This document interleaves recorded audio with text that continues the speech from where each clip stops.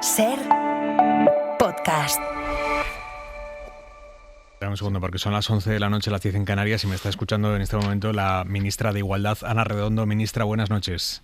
Buenas noches. Ministra, hemos conocido un nuevo crimen machista, en este caso en Navarra, en Sarriguren, una mujer asesinada por su marido que ha herido también de gravedad a la mujer, a la madre de este hombre. Es terrible esto, ministra. ¿Qué datos nuevos tiene sobre este caso? Que se está investigando, que estamos en contacto con la delegación del Gobierno de Navarra y que están en investigación y en un proceso que lleva sus tiempos y que es necesario un poquito de paciencia para saber exactamente qué es lo que ha pasado. ¿A qué atribuye usted esta semana tan negra que hemos vivido en términos de violencia de género? Sí, es un horror. Yo creo que no hay palabras para describir este repunte terrible y esta profunda conmoción que produce en la sociedad española. Desde luego, el primer pensamiento siempre para las víctimas, terrible la situación por la que habrán vivido, por la que habrán pasado hasta llegar a este momento, a este punto final. Y por supuesto, pues todo nuestro recuerdo para las víctimas y la presencia de las fuerzas y cuerpos de seguridad del Estado que habrán hecho pues todo lo que han podido para trasladar a las familias esa solidaridad y esa empatía que pues es de todo el gobierno y evidentemente de toda la sociedad. Pero es terrible y yo creo que no hay palabras para describir tanto horror y este terrorismo machista que está azotando en los últimos días, en las últimas semanas especialmente. Estamos viendo, ministra, que las valoraciones de riesgo están fallando.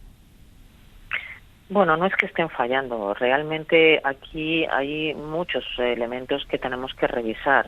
Yo creo que lo primero, ese compromiso de Estado y ese pacto de Estado que ha sido, yo creo que un avance importante. Ahora celebramos el año de ese nuevo y renovado pacto de Estado con más medidas, pero evidentemente se necesita una coordinación de todos los poderes y de todas las administraciones. Estamos insistiendo en que esa coordinación es imprescindible en el corto plazo. También una valoración mejor del riesgo, y para esa valoración del riesgo muchas veces no es suficiente con la valoración que hacen las fuerzas y cuerpos de seguridad del Estado. Es que en esa valoración pueden participar, por ejemplo, los SEAS, y esa coordinación de todos los elementos y de todos los instrumentos es imprescindible y hay que seguir trabajando en esa coordinación de todos los poderes, de todas las administraciones y de todos los instrumentos, que no son pocos, porque España es un referente en materia de lucha contra la violencia de género, pero necesitamos una mayor coordinación. Y luego hay dos elementos de fondo y de medio plazo que son lamentablemente muy difíciles ahora mismo de combatir. El primero, yo creo que está clarísima este repunte del negacionismo y de fuerzas de extrema derecha que niegan la violencia de género, que minimizan la violencia de género, que están devaluando la lucha contra la violencia de género y que están calando en una población que muchas veces se informa a través de redes sociales. Esos discursos de odio, esos discursos negacionistas, esos discursos misóginos realmente son preocupantes. Y luego la educación. Yo sigo diciendo que hemos perdido en este país la educación para la ciudadanía, que era una asignatura específica que intentaba resolver los problemas desde los principios democráticos, desde los valores democráticos y desde el respeto al otro.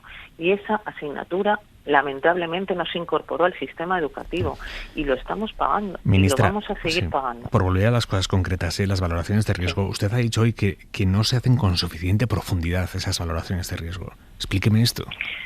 Bueno, yo lo que he dicho es que se necesita que las valoraciones de riesgo participen más instrumentos y más instituciones que pueden completar la información. Y yo creo que en eso la coordinación es imprescindible y hay que seguir trabajando en una mejor coordinación para que las valoraciones de riesgo sean más completas. Es muy difícil valorar el riesgo porque además estamos hablando de de un número muy importante de víctimas que están en Biogen. Estamos hablando de más de 104.000 mujeres en el sistema de protección y de valoración del riesgo. Pero aparte de las mujeres que están en Biogen, hay muchas otras que no han denunciado, no han alzado la voz, siguen en situación de tremenda vulnerabilidad, y por lo tanto también ahí hay un trabajo que hacer para que no exista una infradenuncia, que todavía es muy importante. Es que los casos que se denuncian no llegan al 20-25%.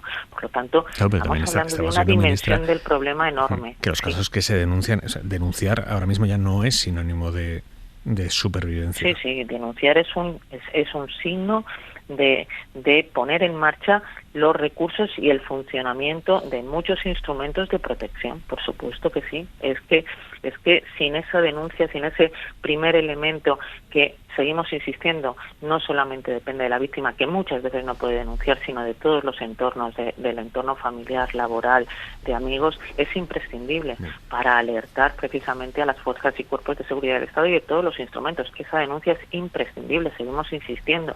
Y a partir de ahí tenemos que seguir revisando y cómo mejorar el sistema de protección para que la coordinación de todos los instrumentos llegue a tiempo a salvar vidas. ¿Y cómo se puede? Pero hay que decir claramente que el sistema salva vidas a diario. Pero ¿cómo se puede mejorar? Por ejemplo, usted habla de ampliar el radio de las órdenes de alejamiento. Por ejemplo, yo creo que sí, hay ahí un trabajo que hacer en cuanto a las órdenes de alejamiento, porque las órdenes de alejamiento lo que permiten es llegar a las fuerzas y cuerpos de seguridad del Estado a tiempo. Si hay órdenes de alejamiento de 100 metros, de 150 metros, de 200 metros, pues muchas veces no son suficientes como para que la policía, imaginémonos en el entorno rural, pues llegue suficientemente a tiempo para salvar esa vida o para intervenir. Por lo tanto, nosotras, desde luego, desde el Ministerio hemos tenido varias entrevistas con el Consejo General del Poder Judicial y con el Observatorio del Consejo, precisamente para también insistir en este asunto, que es importante. Al final, las órdenes de protección las establecen los jueces en atención a la valoración de la situación y del caso concreto. Y tenemos que ser conscientes de que órdenes de alejamiento cortas no permiten llegar a tiempo a policías que en el ámbito rural no están en ese municipio concreto, por ejemplo. Esa es una cuestión que tenemos que valorar y que seguimos en los distintos comités de crisis pues muy de cerca.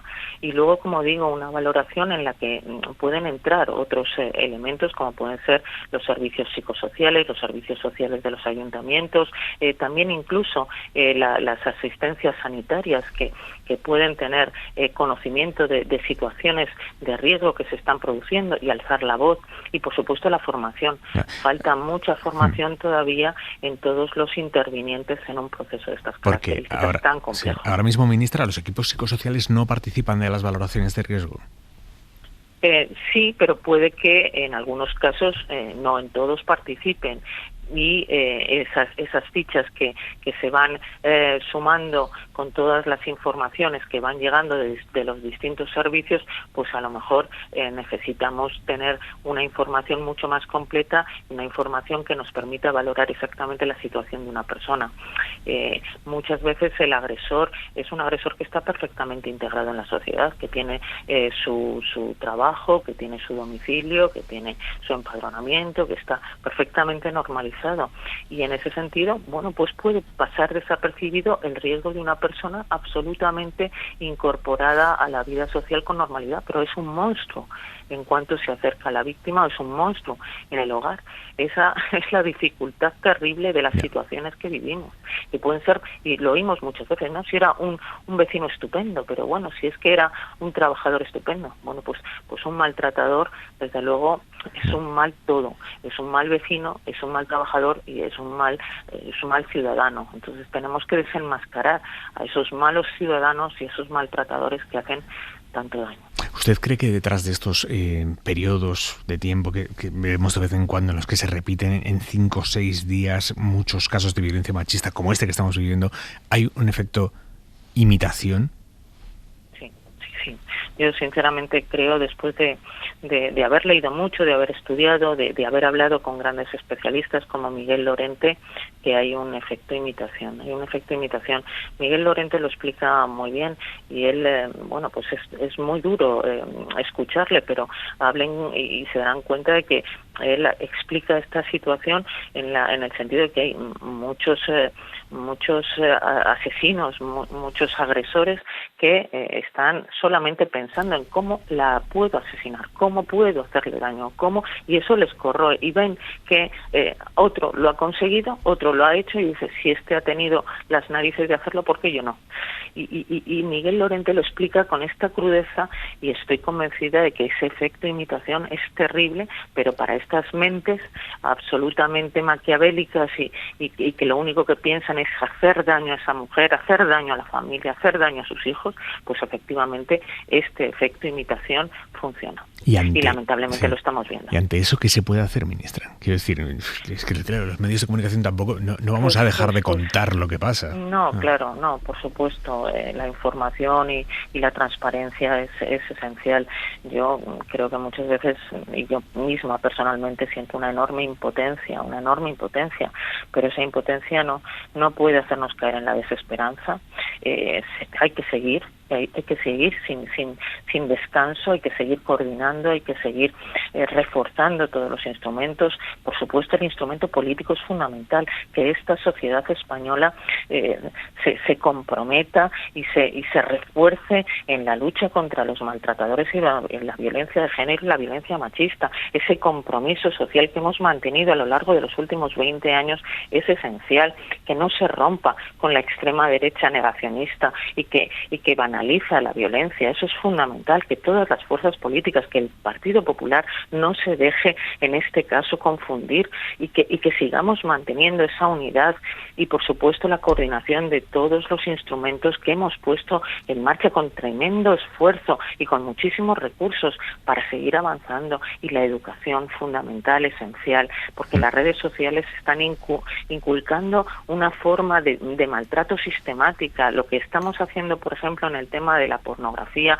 infantil y la protección de nuestros pequeños en relación con la pornografía es fundamental, porque ahí no hay ningún respeto, ahí lo único que hay es violencia contra las mujeres y un machismo y una misoginia terrible. Eso hay que cortarlo. Hay muchísimas cuestiones que volver a analizar una y otra vez sin descanso, porque esta batalla tenemos que ganarla, porque las mujeres necesitamos libertad y necesitamos un futuro, y no se nos puede negar y cercenar como se está produciendo. Ministra, por lo tanto, sí, hay que seguir, es que no nos queda otra. Antes de despedirle, quiero preguntarle si usted cree que el Ministerio del Interior ha actuado todo lo bien que podía actuar en el caso de la policía que ha denunciado haber sido víctima de una violación por parte del director adjunto operativo de la policía.